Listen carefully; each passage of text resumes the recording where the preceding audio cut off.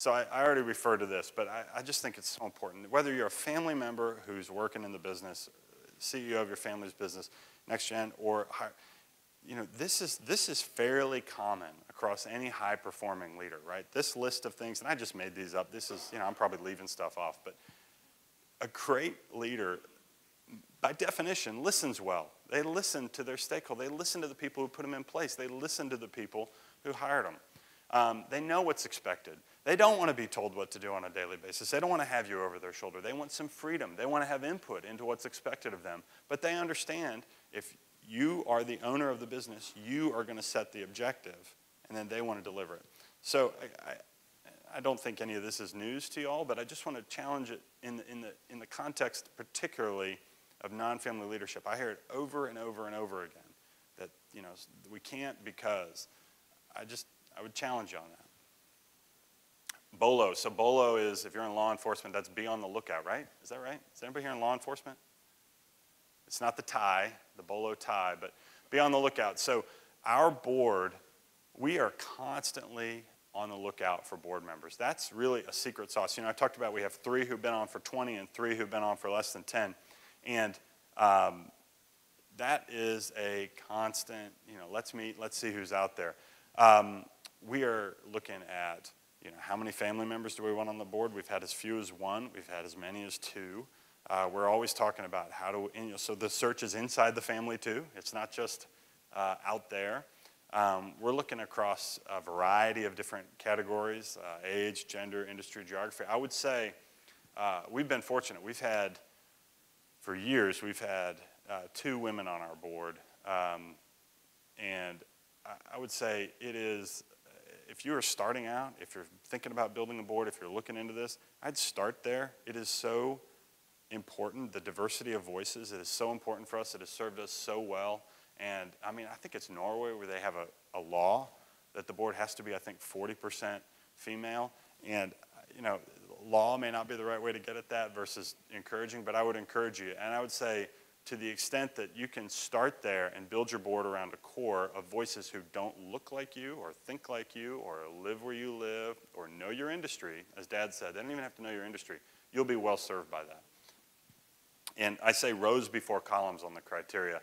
I use a sheet to kind of help make decisions, help screen candidates, and the rows are the attributes we want. The rows in the spreadsheet, experience in running a company of this size, marketing acumen, whatever it is, 5 or 6 things, and we weight those. And then the columns are just the names of the people. But too often I think we fall in love with somebody and we say, this person's great, and we haven't really thought through what do we really need. And don't stress too much about a board search. If you've got a good board, you've got by definition, right, 5 or 7 folks in terms of size. The costs of failure are low relative to a CEO search where you've got somebody who's an executive vested with a ton of authority and autonomy. The board meets maybe 4 times a year, and if you get a bad fit, you ask them to leave. And you have to be willing to do it. You can't be embarrassed to do that. You have to be willing to make that decision.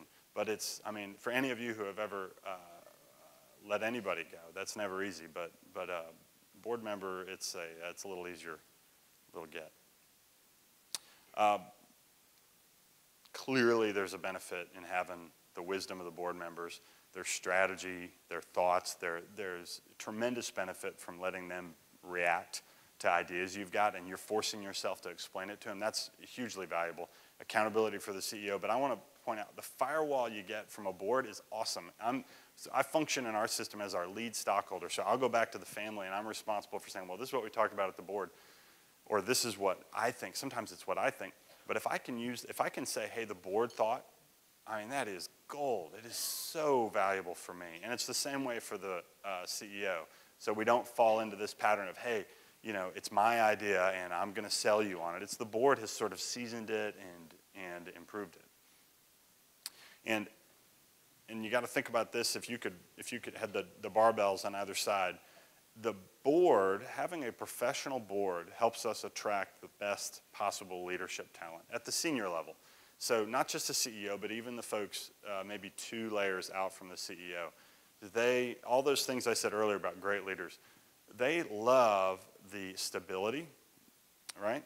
And they can love our family. They can think we're great. They can enjoy hearing, but they love knowing that it doesn't depend on whether or not dad's healthy or Chris shows up for work that day or anything like that. So the stability is really important. We hear that over and over and over and over again. And they love knowing that they can rise as high as their ability will allow them. So the meritocracy is really important.